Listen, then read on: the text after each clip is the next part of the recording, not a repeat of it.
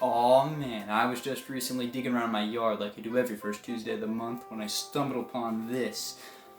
Thought it smelled a bit like Nintendo's worst-selling home console, so I decided to get it DNA tested, and it turns out that I was right. The Wii U was in fact Nintendo's worst-selling home console, barely pushing 13 million units worldwide. It's widely known as a failure, and most people simply disregard it as Nintendo's biggest mistake, and even a bad console. But personally, I feel different about the Wii U, and believe in fact it is quite the underrated system with plenty of merits. So I think we should take a look at the Wii U, its history, games, and features, and see why I think, with all of its problems, the Wii U is in fact an underrated console. The Wii U was first shown off to the masses during Nintendo's E3 2011 press conference, which I'd say was one of the most awkward console reveals in history.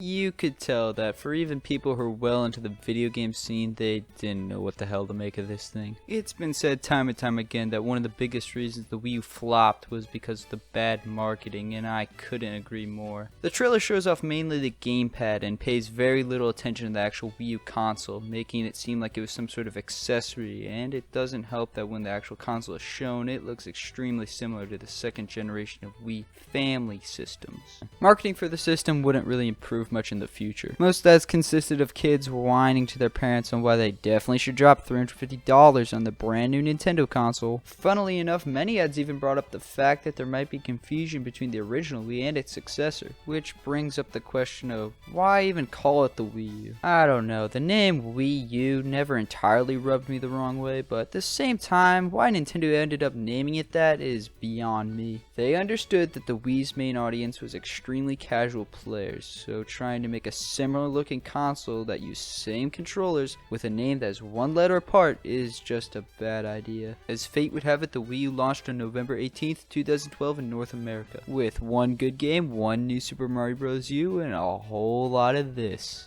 As the story goes, the Wii U was destined for financial failure, only selling 12 million units worldwide and gaining a reputation of being Nintendo's least performing console in the sales department. And I think one big reason for that is its design. Now, if I were to give my wholehearted and honest opinion on the design of the Wii U, I think I'd say something like, the Wii U's design sucks. It looks way too much like the original Wii, except bad. The Wii is small, sleek, and angular, and although it's 16 years old, it still fits in well with modern furnishings. But with the Wii U, well, it tries to fit the same form factor as the Wii and succeeds on the X and Y planes, but has some serious issues in the Z department. This thing is long, and in a way that makes it hard to display. Like, am I supposed to have it at an angle or straight on? It also isn't really designed to be stored vertically. It comes with these stands to put it up that way, but it just never looks right to me. And speaking of right, the gamepad is something I'm entirely mixed on. First, the good. Although it might resemble a Fisher-Price toy, the giant size of the gamepad is to its advantage. This thing is extremely comfortable to hold, and that's coming from somebody with freakishly small hands. I'm not too sure about both analog sticks being on the top though. It works well with some games, but is left to be desired with others. and while there is no bad, all my problems with the Wii U gamepad lie entirely within the domain of the ugly.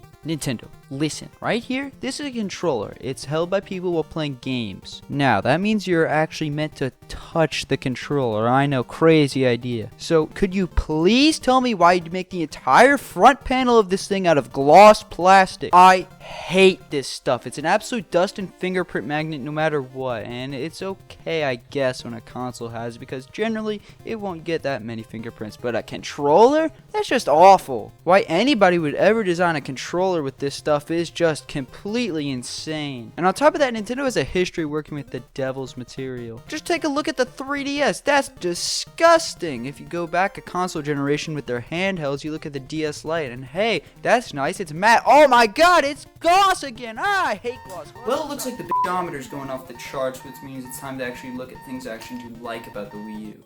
Now, although Nintendo marketed the Wii U like they didn't care at all or something, the actual main gimmick is something I really appreciate. The gamepad made the Wii U basically a giant DS, just with more whiplash. It's used very well in some games, notably Nintendo Land. Asynchronous multiplayer is the Wii U's middle name. Have the player with the gamepad see something people on the TV can't. It's great, and works really well most of the time. But like many things with the Wii U, this feature was just straight up unused or wrongly implemented. Even Nintendo themselves seemingly gave up on the gamepad's biggest advantage. Just look at a game like Donkey Kong Tropical Freeze, where you're only able to play the game from the gamepad or TV, but not even both at once. This really sucks, as I feel like so many games could have been improved if they properly used the gamepad to its full ability. But hey, at least apps like the web browser and YouTube do make the best of the gamepad, and I even think the eShop works best while scrolling between both screens. And if we're talking things that the Wii U got right here, well, you're looking right at it. The Wii U's eShop is Nintendo's third go at a digital storefront, and man, they hit the nail on the head with this one. While it's basically the same as the 3DS one, this is the best virtual store Nintendo's ever created. On launching of the eShop, you get a quick reminder of your gambling addiction, swiftly followed by some sweet, sweet music, all while your wallet screams in agony. Once this menu loads up, you'll be able to select any of any of these categories, look at sales, new releases, watch some trailers for upcoming games, and of course, buy basically any of the Wii U games digitally. But the best thing that the eShop had was the virtual console. This returned from Nintendo's original online storefront, the Wii Shop. There you could buy and download games to play on your Wii system from a plethora of retro consoles, including 3 Nintendo systems. The Wii U's virtual console library expanded upon this lineup and included GBA, Nintendo DS, and even some Wii games. Sadly though, it did omit some of the third-party systems that were included on the Wii's virtual console, except for the TurboGrafx 16 for some reason. I'm not really sure why they did this, but it is a disappointment. Not to mention, I was always a little weirded out that they included the GBA, but not the original Game Boy. On top of that, it's great that you could download some Wii games, but where was the GameCube? To this day, there's still no way to play most GameCube games officially on modern Nintendo hardware. All that said, the virtual console really was something special. It was the first way I got to play the Metroid Fusion, Earthbound, and WarioWare, and let me tell you, your life is not the same after you play WarioWare for the first time. All those games are incredibly hard to find in the wild, so having an online store where you could pick them up for sometimes questionable prices was rather nice. Plus, the virtual console expanded the Wii U's incredible library. Just so many good Wii U games.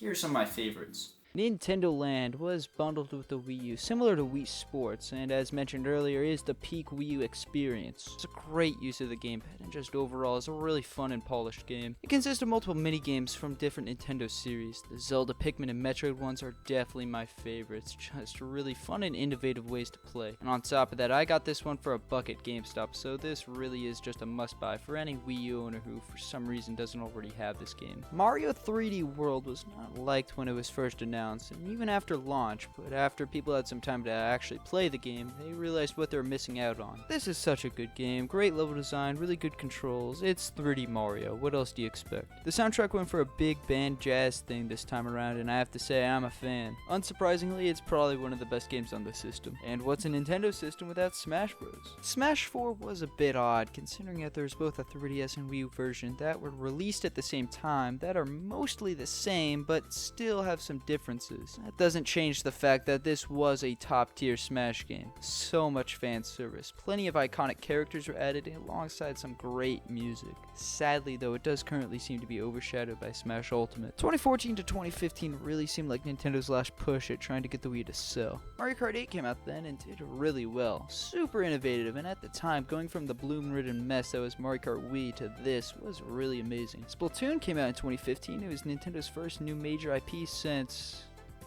Steel Diver. It's a great take on the shooter genre, having more of a focus on controlling land rather than kills. There's also a decent but rather short single-player campaign. I'm pretty glad that Splatoon has gained a lot of popularity and has now become one of Nintendo's most popular franchises. Another new IP Nintendo made this generation, let alone same year, was Mario Maker. Making your own levels was super simple and easy, but had an incredible level of depth. You could also upload your levels online, which really made this one popular. Although I do think my biggest problem with this game was that the quality control was rather non-existent. Occasionally you'd play a meticulously made level, tested perfection, and other times you'd get stuck with a red-hot run.